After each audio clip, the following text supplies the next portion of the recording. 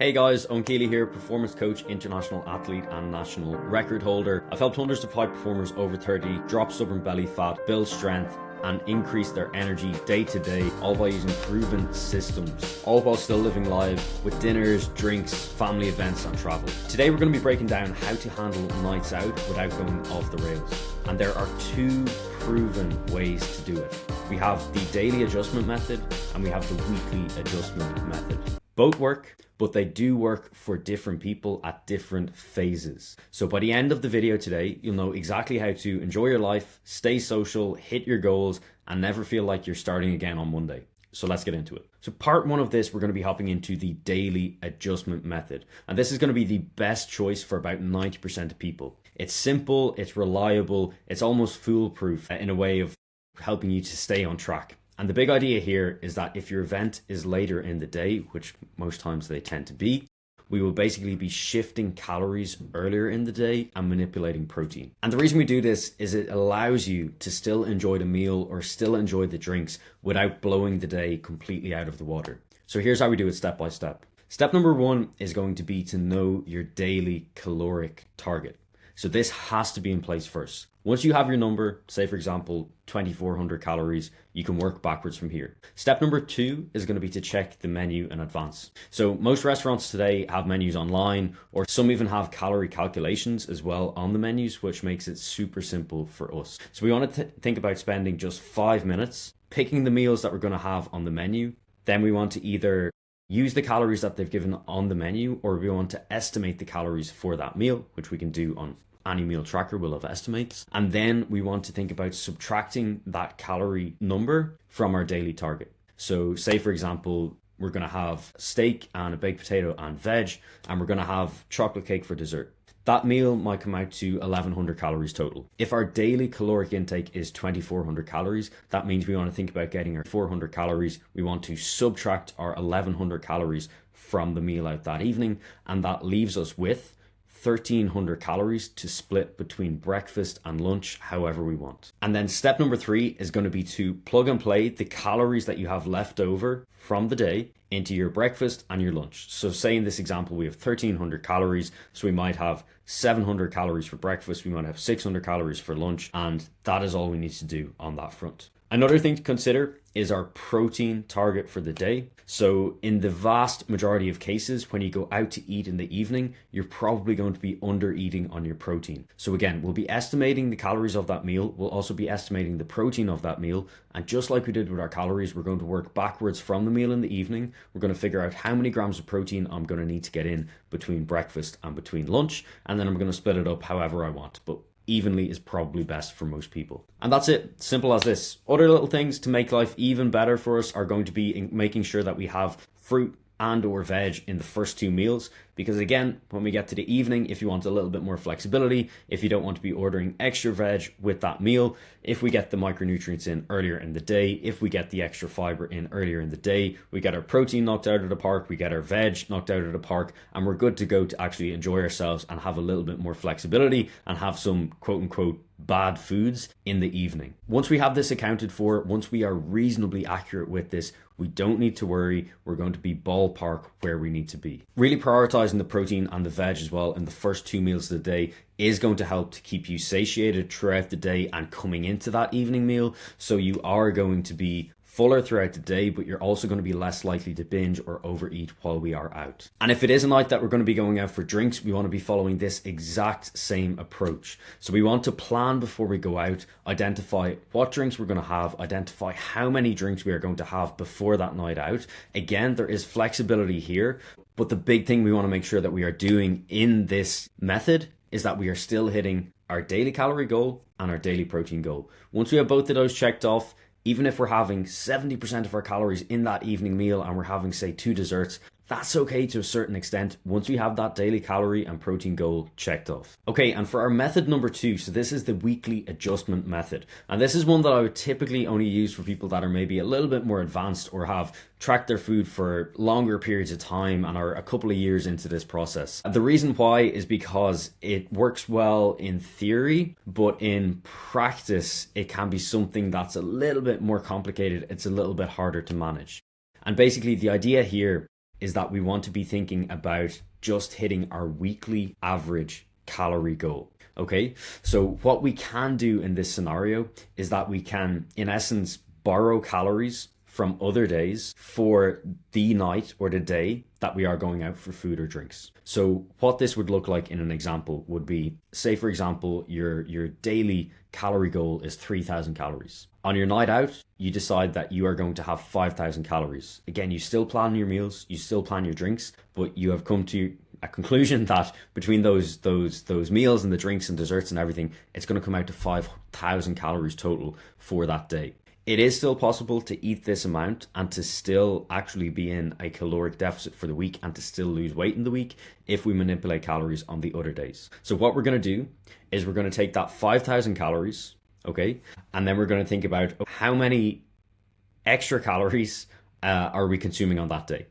3,000 calories is our calorie set point. That's our maintenance calories. 5,000 is the amount that we're consuming on that day, on the night out. That means we are 2,000 calories over. So we want to think about distributing that 2,000 calories out across the days, either before or after our night out. So say, for example, just to keep it simple, we are to take that 2,000 calories extra that we're consuming, say on Sunday, and we are going to distribute that evenly throughout the 6 days before we go out. So that means that we are to basically divide 2,000 by 6 is about 330 calories. So for the rest of the week, Monday through Saturday, we will consume 330 calories less than our set point, than 3,000. And that would equal 2,670 calories. And then for an average weekly calorie intake, we will still be the same on 3,000 calories. Okay, so it does work. Will your results be as good if you're doing it this way compared to the daily approach? They won't be quite as good, but they're going to be almost the same. There's only a slight percentage difference that you will get slightly better results if you take the daily approach. Now, the big reason that I don't really recommend this one to most people is that it is a little bit riskier. And the reason being is, first of all, it forces you to eat less calories than you normally would during the week. So you are going to be hungrier during the week. Is that when we consume a big chunk of calories on the Saturday, and especially if alcohol is in the mix, the next day you are going to be tired, you are going to be hungover for a lot of people, and you're probably not going to feel great. So maybe a little demotivated. And when we are in this state, the chances that we actually binge or that we actually go off plan go through the roof. Now, I'm not saying it's going to happen. Again, if you're a bit more advanced, this could be completely reasonable, completely doable, but the chances of this happening, especially if we're more new to this process, go way up, okay? And it can result in us basically binging the next day or just not sticking to our calorie goal, which is the number one thing we need to do if we are in either a fat loss and maintenance or a muscle building phase. It's going to result in less than optimal progress here. So again, it can work, but we just want to think about being careful with this one. And 9 times out of 10, we want to think about sticking to that daily method. It is by far safer, and it's actually going to lead to better results, better progress as well for you. So we have our 2 big approaches here. We have the steps to actually implement either or. They're both quite simple, as they should be, and it both should be quite reasonable for you to do. So if you do have any questions, any thoughts on this, feel free to get in contact. Apart from this, we have a few key principles for the event itself. And these are things that work for everyone, so they are quite universal. If someone only followed these 6 rules, they would be able to stay on track all year, no matter what events they're going out to. So principle number 1 is going to be decide quantity before you go. We touched on this earlier. It's one of the first steps that we need in both methods that we're taking from before, but it is absolutely vital that we decide before we go. We're not going in with the mindset of, I'll see how I feel. We want to have clear hard rules here. Okay, so we're having 1 main and 1 dessert, or we're having 1 main and maybe 2 to 3 drinks. It's not, I might have 1 or 5 or 10 clear goals coming into it. If we're anyway unclear coming into the event, especially when we add alcohol into the mix, the rules, the standards, the boundaries that we have set are going to go out the window. So we want to think about at least going in with a clear game plan. Again, it's going to give us the best chance of success when we do go in. And it can reduce overeating by, 50% to 70% off the bat. Principle number 2 is going to be to choose leaner proteins while we're eating out. So this is for those meals that we're eating out. We want to think about, in restaurants, most of the time, they are going to cook with butters, they're going to cook with oils, they're going to add sauces, again, with plenty of fats, with plenty of, salt, with maybe sugar in there as well. These are typically things that taste good, and they make food taste better. So they're going to add them in the restaurant. 99% of restaurants only care about the food tasting better. They don't care about your daily caloric goal, okay? So with this, we want to think about offsetting the additional fats that they're going to be adding to a meal by just sticking to leaner proteins. So think of chicken breast instead of chicken thigh. Think of fillet steak instead of ribeye. These are just simple changes that we can make to just improve the meal itself. And then we're going to follow this on with our next principle, with choose cleaner, simpler carbs. Okay, so again, we want to try and avoid the ones that are loaded with butter, oil, and creams. So instead of, say, mashed potatoes, we want to go for boiled potatoes or baked. Instead of fries, again, boiled potatoes, baked, or even rice. And instead of the creamier pastas, so the likes of carbonaras, we want to stick to more tomato-based ones, tomato-based sauces, because in general, they're going to be lower in fats and lower in calories. The great thing about this as well is that we're going to be getting in the same volume of food. So we're going to be eating the same amount of food, if not more, but the meals are going to be lower in calories. And then principle number 4 is actually going to be to add veg for volume. So like we said earlier on, if you're getting in plenty of veg, you're getting in plenty of protein earlier on in the day, you're probably going to be quite full coming into this meal. But if you are hungry coming into this meal and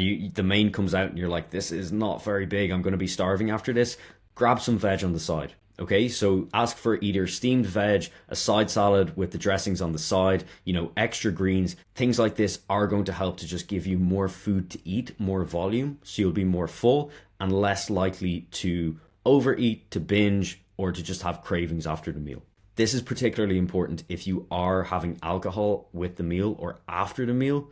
And then principle number 5 is going to be to have smart drink swaps. So as a simple rule, instead of, say, beers or ciders or cocktails, we want to think about sticking with spirits and 0-calorie mixers. They're just going to be a hell of a lot lower in calories than the other ones. So again, sticking with our first principle, we are going to plan what we're having before. If you do, say, love a particular drink and you want to have it, that's completely okay to do. We just want to make sure that it's fitting within our calorie goal for the day. And then principle number 6 is going to be to hydrate properly. So especially if alcohol is involved, during the event, we want to be aiming to match each glass of alcohol that we have with 1 glass of water. If that's not possible, just make sure at a very minimum that we're getting in 500 milliliters to 1 liter of water before bed. And a bonus tip here is going to be to add some electrolytes to that. So if you have electrolyte tabs or powder, throw in 1 serving with that water, or if not, just add about 1/4 teaspoon of salt to the water to help to actually hydrate you. Okay, we're coming on to our next section, which is going to be the morning after. And this is where a lot of people, where things fall apart or where they really end up backtracking a couple of steps. So this is crucial. The next day, we want to think about rule number 1 is having our breakfast prepped in advance. Before we actually go on that night out, before we go for the dinner, we're actually going to have the foods prepped for breakfast and ready to go before we ever go out. And that means that when we do come home, if it ends up being a late night, if it ends up turning into something bigger than we planned or expected, we get home, we get our sleep in, we wake up at the same time, and then we have good food there and ready to go. This is a huge tip. An easy one, but a huge tip that is just going to set you up for success, because you're going to be that much more likely to make the better decision. Think about, again, we're reducing friction here rather than raising motivation. If you are not going to prep the meal, if you don't have time to prep the meal, maybe if we're staying in a hotel or we're traveling and we can't prep the meal, at least know what you're going to eat the next morning. So you know where you're going to go for breakfast, you know what you're going to get.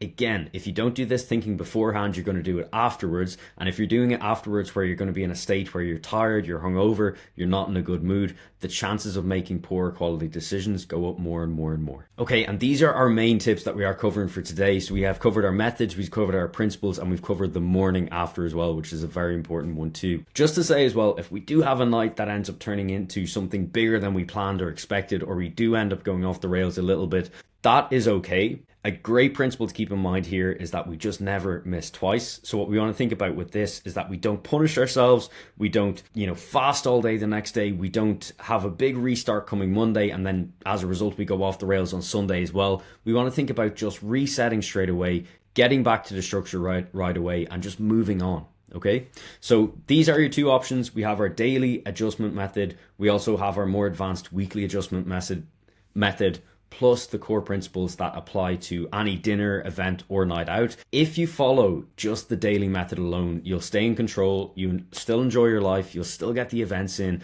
and you'll stop feeling like social events ruin your progress. So if this helped, drop me a like or a rating. If you know someone who always falls off track when weekends roll around, please share this with them. It'll help them massively, and it helps us do more good as well. And if you do want a personalized system that fits your exact lifestyle, family, work, travel, and guarantees results, that's exactly what we do inside the Everyday Stronger method. We take out the guessing and we give you clear, predictable results. Just drop me a message or even click the link to book in a quick 10-minute call. Thanks for watching, and I'll see you in the next one.